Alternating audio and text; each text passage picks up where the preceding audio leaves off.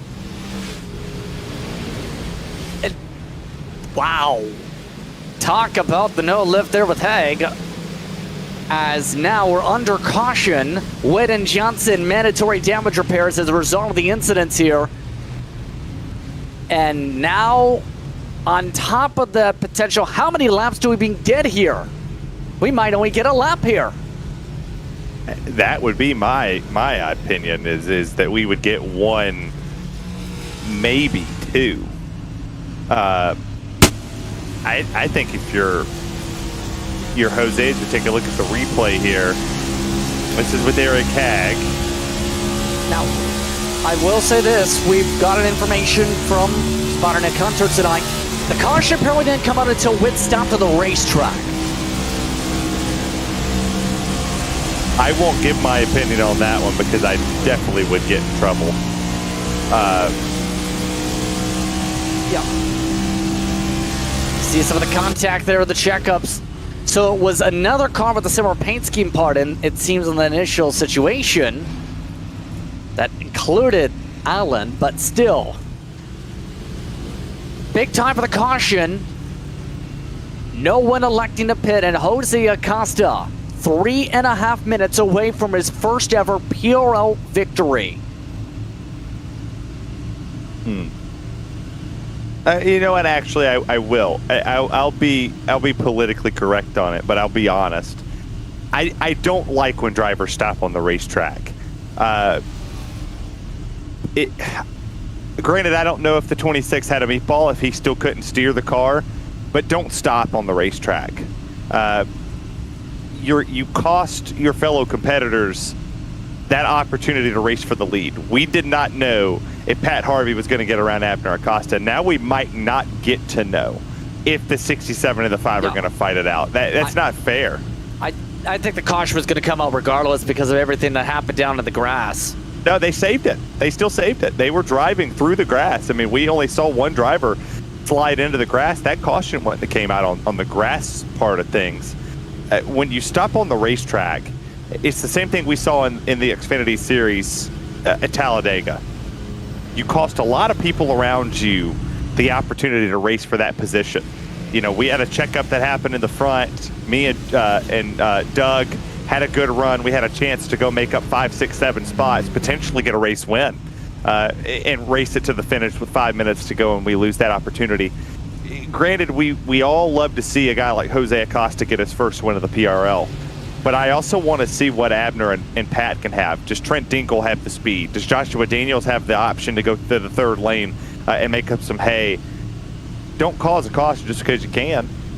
Cause it because you need it. Cause it because you actually caused it. Drivers are already being told in case of this situation at the time, we were in a green-white checkered scenario here.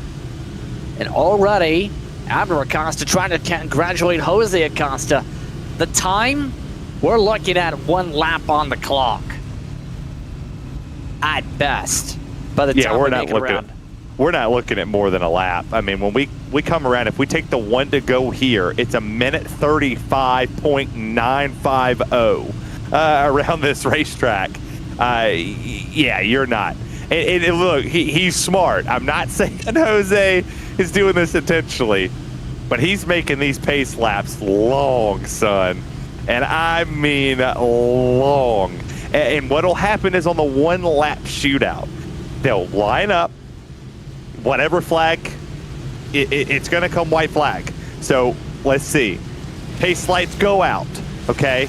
So they're going to take 1 lap regardless here. I do believe we'll line up single file, or is the white flag out? Could be the question. I think they go off a distance when it comes to what a normal lap would be to take it. So even when we come to 0 on the clocks, that 1 lap is still in effect. We'll find out what happens for sure once they get to the restart zone. So about 20 seconds to go in regulation for the season. Jose Acosta looking for his first career victory in the PRL. Abner Acosta looking for his 46th. Pat Harvey, Trent Dinkle, Chris Hudson, and James O'Brien, the top 6. Daniels, Gandy, Bisson Jr., Christian, your top 10. So the clock's down to zeros. Final lap now displayed up on the top ticker, but we'll see what they do at the line. Drivers are already being told the leader will have it in the restart zone.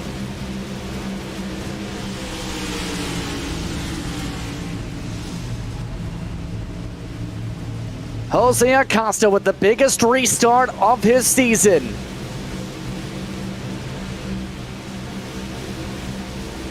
All set for the green flag, waving up at the stand. Final time around from Charlotte. Good restart there for the 42 of Jose Acosta. This is what he wants to see. The 5 pinching a little bit on the 67. Now the 5's clear. It's 100% all clear and green for the 42 of Jose Acosta. Can Abner get there is the question. In through 3 and 4 for the final time. The Acostas 1 and 2.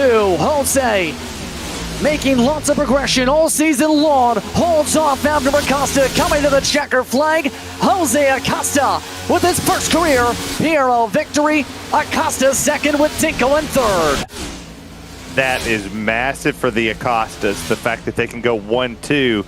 And if this is any indication of what next season, if that is any indication of what next season is going to be like with those two in the field, that the 42 has gotten this fast over this season, it's going to spell some trouble for the PRL. The Acosta brothers celebrating already. Jose, lots of coaching when it comes to this season. It's been talked about. That progressional campaign finally breaks through for the W to end off the season. How about that for Jose Acosta? The 42 of Acosta already burning things down. 2/10 the difference at the finish line. An Acosta 1-2 for the family, with Trent Dinkle joining in on the celebrations with the championship. Donut City taking place at Charlotte Motor Speedway after an exciting closing to tonight's action. Let's take a look at your unofficial race results. The Acostas 1 and 2, Jose over Abner, with Trent Dinkle and Pat Harvey your top 4. James O'Brien finishes 5th over Chris Hudson. Daniels, Gandhi, Christian, and Bisson Jr. the top 10 tonight. 11th spot going to Macy, along with Sumner up to 12 after issues down the backstretch to end the race. Eric Haig, Mike Witt, Waldo Walden, Eric Papineau the lead lap.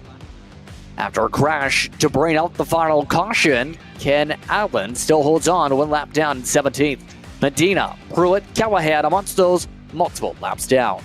Byron Johnson 6 laps down. DNFs for Chandler, Torgerson, and McDonald close things out for the season here this Memorial Day weekend for the PRL Cup Series here from Charlotte. Still lots of discussions and still drivers getting ready to make their way over to the post-race celebrations. We can tell you one thing. Trent Dinkle, already confirmed the champion after last time out, is looking to celebrate a title now. Trent Dinkle, your 2023 Season 2 champion, now making his way over to the broadcast booth. The 9 machine holding on for a top 3 finish. Trent, congratulations. You are a champion, Trent. Thanks, guys. Sorry, I had to go get an adult beverage after that race. But, yeah, that was a horribly not fun race, to be honest. But it is what it is. I mean, I probably didn't need to try as hard as I was. But getting rear-ended when I was trying to pit absolutely just murdered my race for something that, I mean, I don't know how you got to be that blind to see a car stopping in front of you. You just run right through them. But it is what it is. We had a great season. You know, I wish Abner would have been able to pull that one off just so we could have won one more race as a team. But yeah, 3rd place isn't too bad. I don't know if the track changed or what happened, but the track did not feel like it did all week when I was testing or doing officials. But I think it was just me because I kept burning the right front off really bad, and I had 0 long run speed like I did all week. So I don't know, but we're gonna go on to next season and see if we can't win 6 more. Your second championship in 3 seasons, to say the very least. How would you describe that progression for yourself throughout the seasons? It was touched upon a little bit, for example, by Terry through some of the EPI side as well. Yeah, I mean, I think some of it too is like when you're just kind of in that groove of winning races, you don't really get like nervous or worry about anything. You just kind of show up and race. And I think the way that they have the new tire model just plays better with how I drive. I like something that wears more on the front because I couldn't drive the car that was just like mad loose around every corner. So, yeah, I think I over drove the right front for most of the race. I don't know if I was under driving the entries and just causing the right front to get burnt off while I was pushing through the center. But, I mean, it worked out. So, I think just keep going with EPI and maybe next season I'll, win all of them. You never know. We'll have to see indeed. But next season could get interesting because we've touched on it a little bit by Terry Radford as well. It's not confirmed the exact scheduled races yet, but the window that the season falls upon, starting from mid-June to August, has a lot of road courses. Nearly half, in fact, in the real world. How do you feel about your road course racing skills, Trent? I love it. I mean, funny thing, like when I joined EPI and I first started talking with everybody, the only thing they ever remember me from was almost beating Conti at an official Daytona road. And they were like, we don't understand how you're so vast on road courses. So I like road courses because it's, me and Abner duking it out. I mean, Abner's stupid fast on road courses too. And then, Matt was super quick when we ran at Coda. So yeah, I love road courses. It's just you racing the track, really. The cautions don't come in and screw up the race, or in this case they kind of help me out, but you know what I mean. So I'm happy with, give me all the road courses. I'll do 10 weeks of road courses and be perfectly happy. So I know who I'm coming to learn from for road season for Xfinity. Yeah, $1,000 an hour, and I'll Oh make my you gosh. pro. You'll beat Conti your first tryout. Okay, so while you provide that coaching and are able to afford a car payment, how would you like to congratulate for your championship this season? I definitely want to thank my mom. She watches every race. I'm pretty sure every race I give her a heart attack with something, caution late in the race, whatever. Big thanks to Abner and James. I know they don't run quite as much as we were, but I think we still work pretty good as a team. And then Ty and Tommy for keeping me around, even though season 1 was pretty rough. And then, thanks to EPI for giving me the setups, and we've been really quick, and hopefully we can stay that way. Well, congratulations, Trent. You are the 2023 Season 2 champion. Thank you. Trent Tinko coming away with the championship. As well with tonight, the team also picking up the team title, but a lot of emotion up at the front. For the first time, Jose Acosta to PRL victory lane in his career. He's with Terry Radford. Jose Acosta, I got to call you Friday night in the Coke 600. You had a good run in the early portions, fell off a little later in the night, but you come here to PRL in the season finale and get your very first win. How awesome is this that it was Acosta 1-2? Very awesome, man. I was worried, really worried, because, he's Abner behind me. He's fast. So I didn't really know what to do. Just trying to hold on, and all those caution, I think, basically helped me at the end. Yeah, so you kind of figured that your brother was going to take care of you there. He wasn't going to ship you into the corner like he would have done for many other people. But what does this momentum-wise set you up for Season 3? We got road courses. 4 of the 10 is road course racing. And then the oval side, obviously, you pick your first win up on a 1.5-mile racetrack. Does this give you some advantage and give you some confidence that you go into next season and maybe be a contender for the championship? I don't know, man. I'm really bad on road courses, so that's something where I have to practice a lot, and I have no experience on them. So, I'm in it, so I'm there for the experience, and hopefully I get to practice and, at least manage to finish top 10 and just have fun.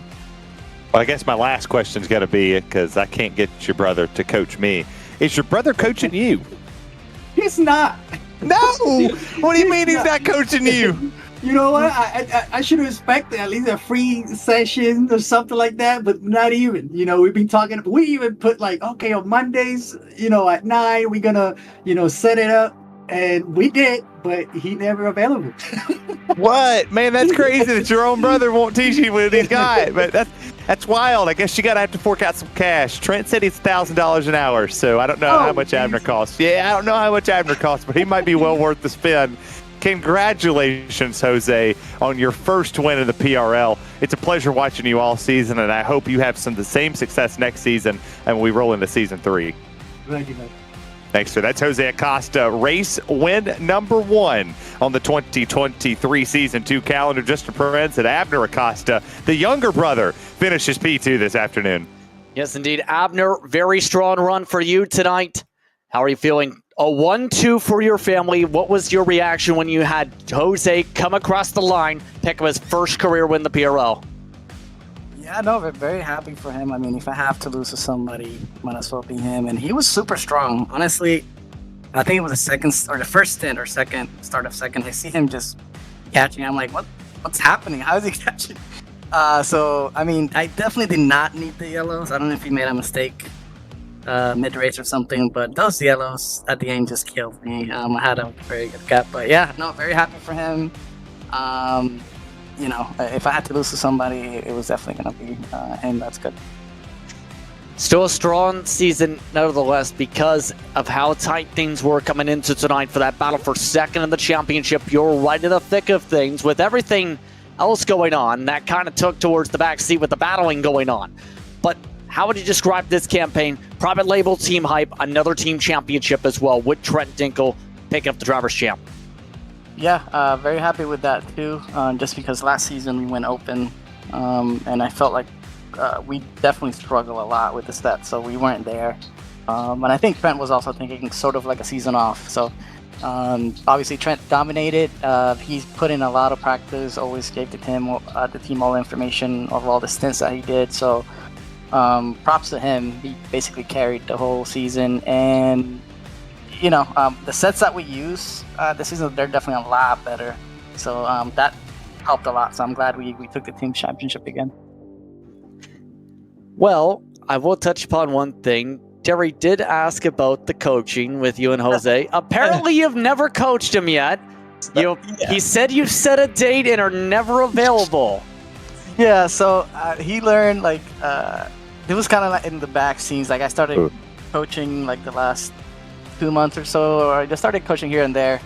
And obviously, he heard about it, and he was like, okay, we're going to practice together. But, like, this season, I haven't been racing a lot at all, so I haven't been doing, like, official races or anything. So, like, my intention was to coach him. We set up a date, and I remember I missed a couple of those dates. So he won without me coaching him. So maybe he needs to coach me.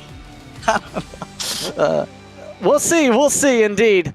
I mean, your teammate Trent Dinkle is charging $1,000 an hour. So anyhow, congratulations on the team title. Congratulations. Believe with tonight, second in the standings since you finished 2 spots ahead of Pat Harvey. Yeah. Thank you guys. Thank you for all the broadcasts that you guys do, and thank you to PRL for hosting older leagues. Thank you. Once again, that's Abner Acosta. I'd like to thank him, Jose Acosta, and Trent Dinkle for taking the time to speak with us during tonight's coverage of PRL action here on RaceSpot. Terry, on that note, that closes out the whole campaign for PRL for 2023 Season 2 from Charlotte. It was a busy time, to say the very least, this season. So many championships, so many races, so much fun to see how things played out across the campaigns. Yeah, I can't wait for next season. I'm almost positive that Sundays I'll move into this time slot again, and I'll come over here and either lead this or play color and have some fun. But yeah, while we're at it, we might as well do the ad reads again. And Justin, that's all you, man. Once again, we'd like to thank the sponsors who have been a part of this series for this season. Advanced Sim Racing, Owned and operated by passionate sim racers, Advanced Sim Racing designs and builds the sturdiest and most durable aluminum profile racing simulation cockpits available in the market today. All PRL members also get a 5% discount on ASR products using the Precision 5 coupon code. Tonight's coverage also brought to you by RaceBox. RaceBox offers mid and high-end button boxes for sim racing enthusiasts. Casual gamer up to the most meticulous sim racing driver. Competitively priced and carefully handcrafted, our button boxes are an enjoyable addition to any sim racing setup. Visit RaceBoxSimRacing.com and get a 5% discount using the Precision 5 coupon code. The Butt Kicker includes products that add incredible immersion and realism to every game. Feel every nuance and truly put yourself in the driver's seat. Mecha Sim Hardware is a small company from the Czech Republic. Their goal is to produce high-quality sim racing hardware. If you're looking for a high-end pedal set, high-end brake, or sequential shifter, visit Mecha Sim Hardware's eShop right now to get you up to speed. Moradness is a performance lifestyle brand motivated by motorsport and founded by professional race car driver Daniel Moran. For more information, visit moradness.com. And by Ninja Trader. Better futures start now. Trade the world's future markets with Ninja Trader. Visit ninjatrader.com to access unlimited free trade simulation. On that note, it's time to say goodbye from all of us across RaceSpot and all of us who have covered action throughout this season for the Precision Racing League. For Terry Radford, for producers tonight, Mike Yao, I'm Justin Prince saying so long. Enjoy the rest of your Memorial Day weekend. We'll see you for 2023 Season 3 action in mid-June for the PRL. Good night.